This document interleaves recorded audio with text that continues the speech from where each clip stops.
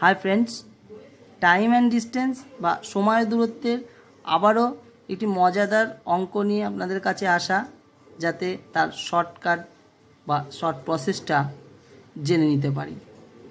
आसुन तबे आमरा जानी जे एक शर्ट प्रसेसे कि करे अंकटिके नामिये नेब, कारण आमरा सकलेई जानी जे कम्पिटिटिव एग्जामे अंक मानेई लेस टाइम, कतटा कम समये करे फेला जाबे। ताहले आसुन जानी आ car goes 20 meters in a second, find its speed in kilometer per hour। তাহলে a car goes যায় একটি গাড়ি যায় 20 metre in a second, in a second মানে 1 সেকেন্ডে 20 মিটার যায়।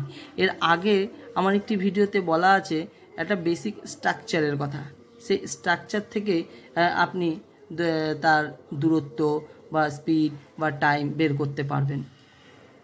ওটি দেখে নিলেই আরও খুব ভালো ক্লিয়ার হয়ে যাবে।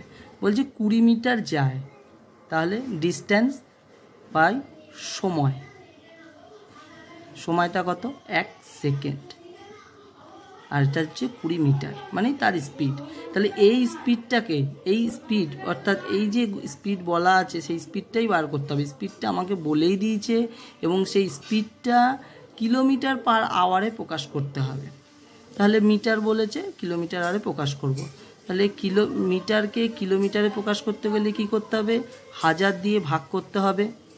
তাহলে এটা নিচে যাব ভাগ করতে গেলে 1000 দিয়ে ভাগ করলাম।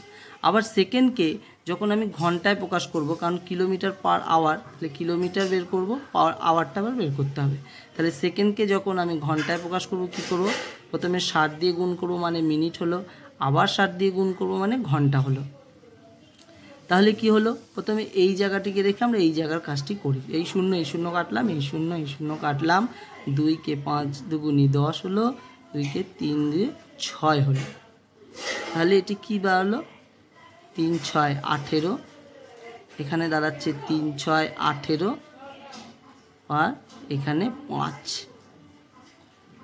তাই এই জায়গাটি করে এই ব্যাখ্যাটি পরে আসছি, মানে এই জায়গার করে রাখলাম আপনাদের কাছে পরে আসবো বলে, তাহলে আপনাদের বুঝতে সুবিধা হবে যে এই ফ্যাক্টরটা, এই 60/60/1000 এই ফ্যাক্টরটি যে 18/5 আসলো, সেই জায়গাটি পরবর্তীকালে আসছি করে রেখে দিলাম আপনাদের সুবিধার জন্য।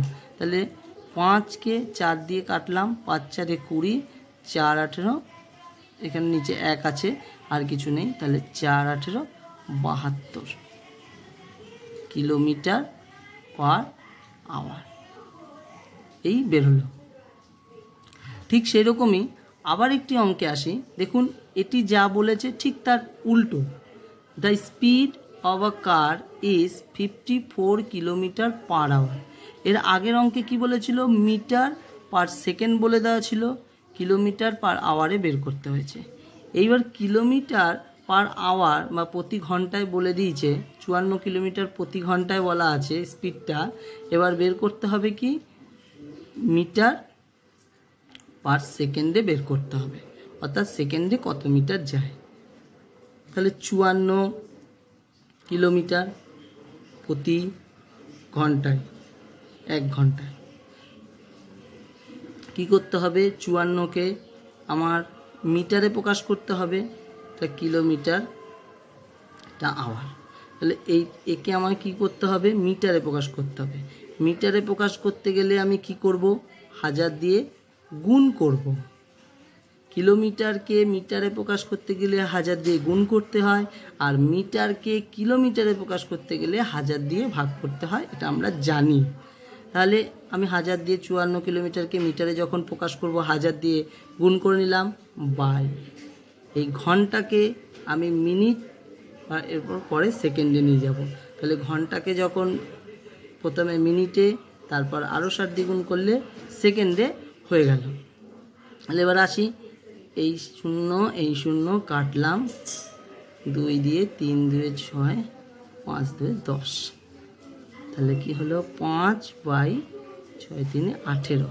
আমরা এই জায়গাটি করে রাখছি যে এই ফ্যাক্টরটাতে আসার জন্য। পরবর্তীকালে এর ব্যাখ্যাটা নিয়ে আসছি যাতে আপনাদের বুঝতে আরও সুবিধা হয়। তাহলে এই জায়গাটি নিয়ে আসলাম। তাহলে এরপরে এই 3 6 18, 18কে 3 18 54, তাহলে 3 5 15 মিটার পার সেকেন্ড। উত্তর এই 15 মিটার পার সেকেন্ড। আর এইখানের উত্তরটা কত বেরোলো? 72 কিলোমিটার পার আওয়ার। তাহলে বন্ধুরা এই জায়গাটি আমি উত্তরে চলে এলাম, এখানেও চলে এলাম। তাহলে একটু লক্ষ্য করে নিন যে আমার প্রথমে 20 মিটার দেওয়া ছিল, এই যে 20 মিটারটা রইলো, নিচে 1 মানে সেই 1 রইলো, কোনো অসুবিধা নেই, গুণ করলাম। তাহলে এই 18/5 যদি আমি বসিয়ে দিই, এই গোটা প্রসেসটাকে করার আমার কোনো প্রয়োজন পড়বে না। এত বড় কাটাকুটিতে আমরা যাব না, তাহলেই সময় অনেকটা অতিবাহিত হবে। প্রয়োজন নেই এই ফ্যাক্টরটাকে না করে আমরা 18/5 দিয়ে ডাইরেক্ট গুণ করে দেব। তাহলে 5 4 20, 4 18 72 কিলোমিটার পার আওয়ার। তাহলে এই 2 থেকে 3 সেকেন্ডে এই অঙ্কটি হয়ে যাবে, বা 5 সেকেন্ড ম্যাক্সিমাম সময় লাগবে, তার মধ্যে এটি হয়ে যাবে। কোন 72 কিলোমিটার পার আওয়ার আগেও বেরিয়েছিল, এবারও 72 কিলোমিটার পার আওয়ার হলো। জাস্ট এই 18/5 যেটি দেওয়া থাকবে তার সঙ্গে গুণ করে দেব। এই এত বড় ফ্যাক্টরটা করতেই হবে না। সিমিলারলি বা একইভাবে এখানে কত বলা ছিল? 54 কিলোমিটার পার আওয়ার। আমি করি 54 কিলোমিটার ইন্টু কত? 5 18, ঠিক 5 18 দিয়ে ভাগ করে দিলাম, গুণ করে দিলাম। তাহলে 18কে 3 18 54, 3 5 15 মিটার পার সেকেন্ড। কতক্ষণ সময় লাগলো? এইটুকু সময়ের মধ্যে অঙ্কটি হয়ে গেল। আমাকে এত বড় কাটাকুটি করতে হবে না। পরীক্ষার হলে যত সময় চলে কাটাকুটি করতে যাবেন, তত বেশি ভুল হওয়ার সম্ভাবনাও বেশি থাকে এবং কাটাকুটির একটা সময়ও চলে যায়। তাই সেই জায়গাটায় না গিয়ে আমাদের এই জায়গাটিতে করে নিলে কিন্তু অনায়াসই হয়ে যাবে। তাহলে ফ্যাক্টরটি কী দাঁড়ালো আমি বলেছি, পরে আসছি, যে এই এত বড় প্রসেসটি না করে এটিরই দেখুন সংক্ষিপ্ত রূপ হচ্ছে 18/5, আর এদিকে ঠিক ওই 18/5টাকেই উল্টে দিয়ে 5/18 করে দিচ্ছে। আপনারা একটু ভালো করে দেখে নিন, ঠিক তার উল্টো 18/5 আবার উল্টে গেলে 5/18। তাই যখন যেটা দেবে ঠিক সেই মতো করে ওটাকে বসিয়ে কাজ করে দিলেই আমাদের উত্তর বেরিয়ে যাবে। তাহলে এবার ব্যাপার হচ্ছে ঠিক কোন জায়গাটায় আমরা গিয়ে করব, ঠিক 18/5কে অ্যাপ্লাই করব না 5/18কে অ্যাপ্লাই করব। ধরুন আপনাকে তো বলে দিচ্ছে যখন মিটার, তাহলে এটা যখন 20 মিটার বলছে, তার মানে মিটার থেকে আপনাকে কিলোমিটারে প্রকাশ করতে বলছে, মানে কম থেকে আপনি বেশির দিকে যাচ্ছেন, তাহলে 18/5 দিয়ে করবেন, কারণ 18টা বড়। তাহলে 18/5 দিয়ে যখনই করবেন, 5 4 20, 4 18 72 কিলোমিটার পার আওয়ার। যখন কম থেকে বেশিটা জানতে চাইবে তখন 18/5 দিয়ে করবেন। আর যখন আপনাকে এখানে 54 কিলোমিটার বলেছে, সেটাকে মিটারে প্রকাশ করতে বলছে, মিটার পার সেকেন্ডে, তখন অবভিয়াসলি আপনাকে কমটা দিয়ে মানে 5 18 দিয়ে গুণ করে দিতে হবে। যখন বেশিটা চাইবে তখন বেশিটা মানে 18/5 দিয়ে করবেন, আর যখন কমটা চাইবে তখন 5/18 দিয়ে করে দিতে হবে। তাহলে বন্ধুরা আসল জিনিসটা মনে রাখার কি, সেটি হচ্ছে 5/18 বা 18/5, যে